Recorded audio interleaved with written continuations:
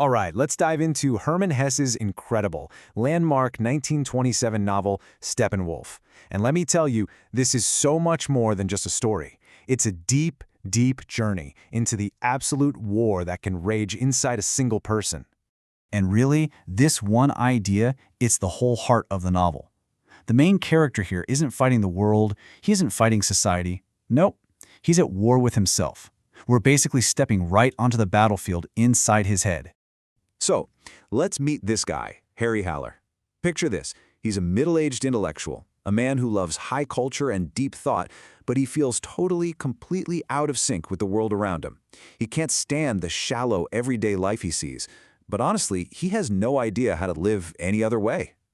And this name he gives himself, the Steppenwolf, it's everything.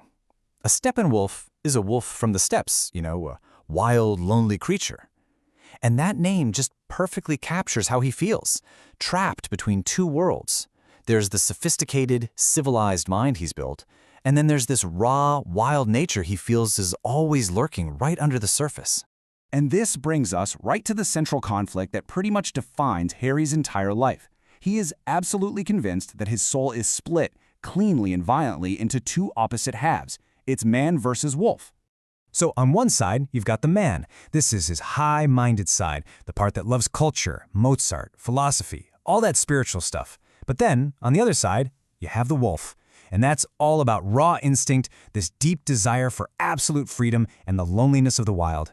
And in Harry's mind, these two aren't just different, they are at war, a fight to the death. And you have to understand, this isn't just some, philosophical debate for him. No way. This constant war inside his head is unbearable, and it's driving him into a serious depression. He sees absolutely no way to bring these two sides together, and it's pushing him right to the edge. But just when he's at his absolute rock bottom, when it seems like there's no way out, something shifts. A new person walks into his life, and she is about to challenge everything he thinks he knows. Her name is Hermione, and she is the exact opposite of him. She's not an intellectual living in her head, she lives in the world of the senses. She literally pulls Harry out of his lonely, stuffy existence and throws him into a world of dance, music, feelings, and just life. The very things his man side has always looked down on. But the biggest thing she teaches him, it's a total game changer. See, Harry has always taken his own suffering so seriously. Hermione comes along and introduces this wild idea. What if life isn't some big tragedy you just have to endure? What if it's actually a game you can learn to play? What if you could learn to laugh at it all, especially at yourself? Okay, so this whole journey leads to the book's climax, which is, wow. It's called the Magic Theater. Now, this isn't a real place.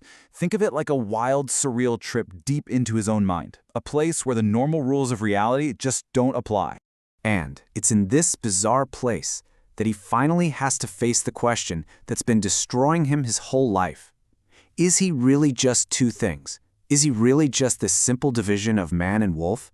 Is that all a person is? And the answer he gets, it just blows his whole world apart.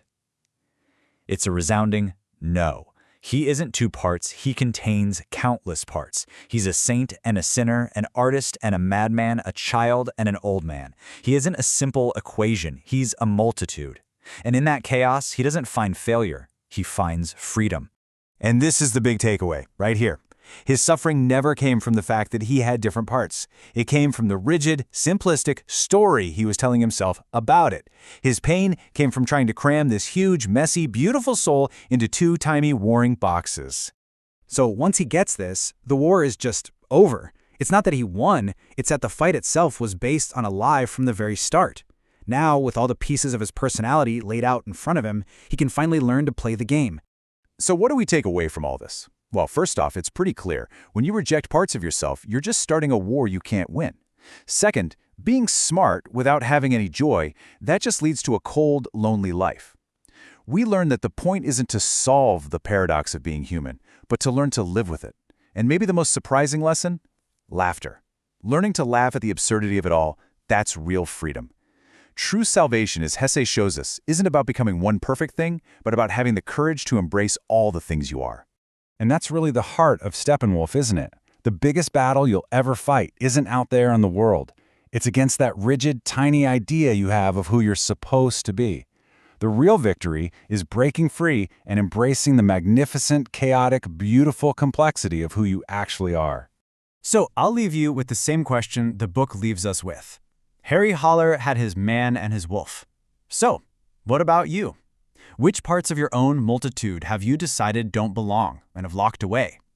What do you think would happen if you finally let them out to join the game?